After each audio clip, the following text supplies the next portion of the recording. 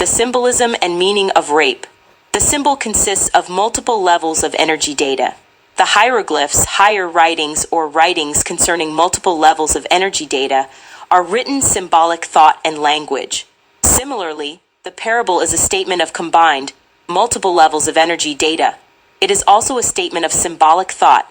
Part of our ancient heritage as Black people is the knowledge of the symbol.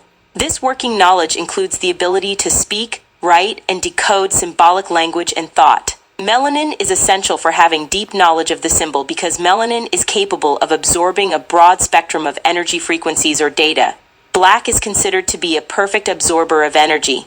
There are immutable facts that support this assertion. For example, Osiris, the great Egyptian god, was referred to as Lord of the Perfect Black.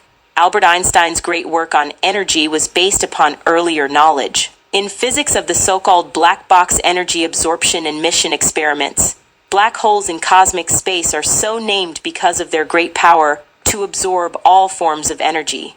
Persons lacking high levels of melanin pigmentation in the nervous system, which includes the skin as its outermost manifestation, have great difficulty in absorbing energy data from the universe at multiple frequencies, deep energy levels. Therefore, these white-skinned peoples, the founders of Western civilization and culture, experience great difficulty in understanding and decoding the symbol. This is the most fundamental reason that Westerners have difficulty in thinking like Easterners and vice versa. Melaninated peoples are functioning with a sixth sense, the additional sensory system being that of melanin pigmentation, while Westerners function with only 5 senses. Thus, the Western dictionaries define hieroglyphs as difficult to decipher. Similarly, the Western dictionaries define parable as an obscure or enigmatic saying.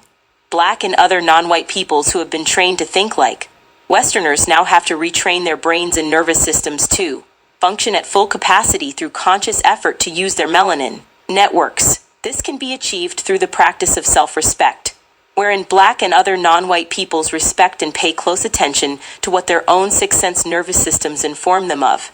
This is quite contrary to focusing on what white-skinned peoples are able to focus on and what they train non-white peoples to focus on. Melanin-deficient educators can train non-white peoples to use only a portion of their nervous systems at best. Thus, it is the responsibility of non-white peoples to take charge of developing the full use of their melanin potential. Familiarity with these issues are necessary for an examination of rape as a symbol in the white supremacy system culture. Rape is an unjust and sick pattern of behavior. It is a behavior pattern reflective of very low levels of self-respect and, therefore, of mental illness. Simultaneously, rape manifests very low levels of respect towards others. It is a horrendous violation of the selfhood of another. The most frequent form of rape is that in which a male aggressively and abusively imposes his genitals onto a female with the threat of destruction. This conduct is seen most frequently in situations of male confinement, in penal institutions, juvenile corrective institutions, or psychiatric institutions, which are staffed and supervised inadequately. A fundamental aspect of rape is the imposition of the male genitals upon someone considered physically weaker or vulnerable by someone who looks upon himself as being more powerful and capable of subduing another. Condensed to the least common denominator, rape is an act in which the genitals become a weapon. A weapon is most fundamentally an instrument of aggression and is conceived of as an aid to the human body when the body alone is considered inadequate for the task of subduing and conquering. In today's world, rape is common. In the U.S., it is reported in highest incidence amongst members of the Black population, with Black males raping Black females. There is said to be an approximately equal incidence of white males raping Black females as Black males raping white females. The incidence of white males raping white females is lowest. In past decades, white male rape of Black females was of highest incidence. Instead of breaking into the hysteria of the women's liberation movement regarding the issue of rape, I prefer to examine the meaning of this behavior, commencing with male use of male genitalia.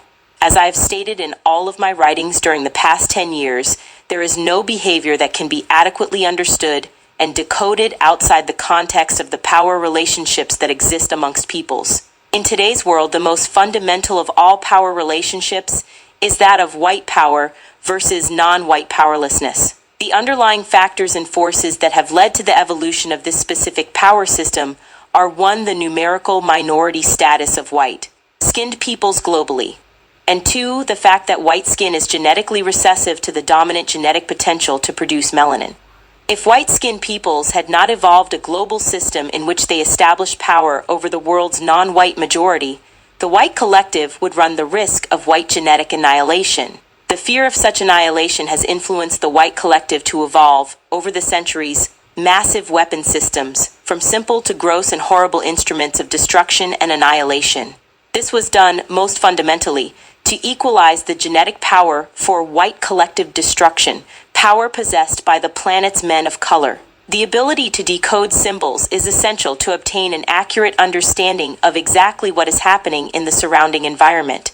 For example, the ability to decode helps us to understand deeper meanings inherent in the major instruments evolved by the global white collective and the shaping of such instruments after the form of male genitalia, guns, bombs, cannons, cannonballs, airplanes, and nuclear missiles. It is little wonder then that the gun has been called the great equalizer, or that a white male who is really supposed to be something is referred to as a pistol. At the same time, the highest percentage of money expenditure is going towards the arms race, the race for accumulating sufficient weapons by both white superpowers, hopefully sufficient to prevent global white genetic annihilation. These weapons surround all of the world's non-white peoples. Of course, this is not what is said overtly. Overfly, whites claim that the white superpowers are arming against one another. But this is the language of the white lie, the great lie, the super or superior lie. In the depths of the language itself, it is possible to understand the exact meaning of the arms race. The arms race also means the race of people whose genetic existence is tied to weapons of violence.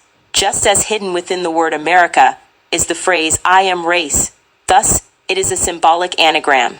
The whites are the only group on the planet to develop the word race, and they have given this word maximum meaning. Clearly, in the global white supremacy system culture, the highest percentage of energy is directed towards the construction of weapons out of a sense of genetic and genital weakness and inadequacy. Of all of the cultures in the world, Western has the highest level of sensed male inadequacy and male awareness of genetic and genital vulnerability, thus the need for weapons of attack. This culture clearly has equated the male genitals with weapons and aggression. As mentioned in Chapter 10, the white collective looks upon the black male specifically as the possessor of the genitals most capable of causing white genetic annihilation. This explains the expression, to blackball, which means to exclude from social life. Thus, in the white supremacy system culture, white females have been taught to focus on all black males as potential rapists. At the same time, while females are taught to describe the males that they have the greatest level of sexual attraction for as tall, dark, and handsome. Clearly, it was no accident that once the white female began to petition for her liberation from the white male, she also began an all-out sexual aggression towards the black male in particular, and other non-white males in general. Unable to admit her own sexual attractions and aggressions towards the black male consciously, she began to talk about developing anti-rape organizations to prevent rape, the projection being that white females were about to be attacked by black males. Meanwhile, the greatest incidence of rape was being conducted by black males against black females. The above discussion is the best explanation for the white collective's production of massive numbers and kinds of weapons of destruction that are symbolic substitutes for a genetic and genital apparatus perceived as inadequate. Simultaneously, it explains the use of the male genitals as weapons in the act of rape, most pronouncedly observed in the black male population, a population forced into political and functional inadequacy by the oppression of white supremacy. The weapons produced by the white supremacy system are the truly respected male genetic and genital apparatus of the global white collective. These symbolic weapons are perceived as countering the threat of white genetic annihilation by black and other non-white male genitalia. These weapons then are used to rape and destroy Black Mother Earth, just as other technologies of the white supremacy system culture rape and pollute the planet as a supposed statement of white male adequacy and power. In turn, black and other non-white males are forced by the same environment into thinking of their genital apparatus as destructive weapons of aggression through the act of rape. Black males engage in this activity out of their imposed frustration and sense of political powerlessness and inadequacy. Non-white male genitals are used as destructive weapons primarily against black and other non-white females. This behavior also can be viewed as paralleling white male collective sexual attacks on non-white women in the global white collective's wars of domination against non-white peoples. The white male's sense of genetic inadequacy contributed to the white male collective's need to continue to debase non-white women through rape and other forms of sexual abuse.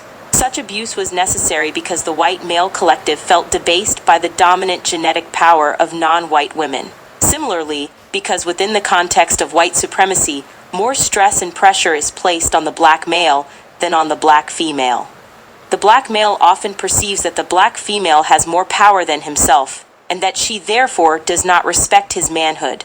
In his sense of inadequacy, he strikes out in the rape of the black female, seeking to debase her to the level to which he feels debased under the power system of white domination. Although there is no overt discussion of these dominating logic and thought sequences, they nonetheless act as powerful determiners of behavior patterns as seen in white and black male populations. However, because there is no overt discussion of them, these behaviors have not come under conscious control, wherein people consciously can think through their impulses to balance disturbing concepts and images of the male as inadequate.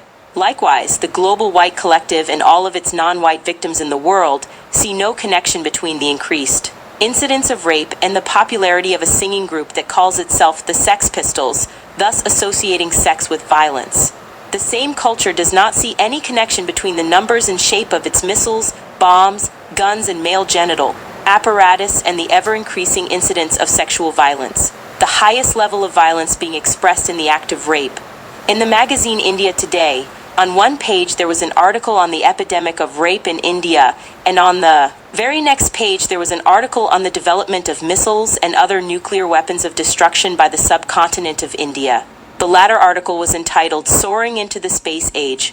Consciously, this page and subject association may be accidental, but unconsciously, it is logical. India is one of the poorest countries in the world, with mass levels of unemployment and starvation. Those black and brown men are feeling debased and powerless under global white supremacy, which they still fail to understand after centuries of colonization. In India, there is a massive mental disease of people hating their skin color and wishing themselves to be as white as their early white invaders. They are obsessed with a caste system based on skin color, with the blackest people looked upon as untouchables. They hate themselves and feel debased under white supremacy. Also, these non-white men have not discovered yet how to feed their people. Therefore, because of this debased view of self, they rape, just as the global white collective has raped the non-white women of the world and continues its rape of Black Mother Earth with weapons and pollution. Since the white supremacy system is predicated on the white collective's sense of genetic and genital inadequacy and vulnerability, it reflects this sense of inadequacy and vulnerability in the raping of women, weaker men, and Black Mother Earth. Rape is most fundamentally a symptom in the entire syndrome of sensed male inadequacy. Therefore, those who wish to combat the world's epidemic of rape must wage counter-struggle against the global white supremacy system. Rape will cease as a dominant behavior amongst black males once they begin to respect themselves fully as men, cease reacting unconsciously to the white supremacy system's attack against them, and learn to struggle efficiently and effectively to neutralize and destroy this grave global injustice.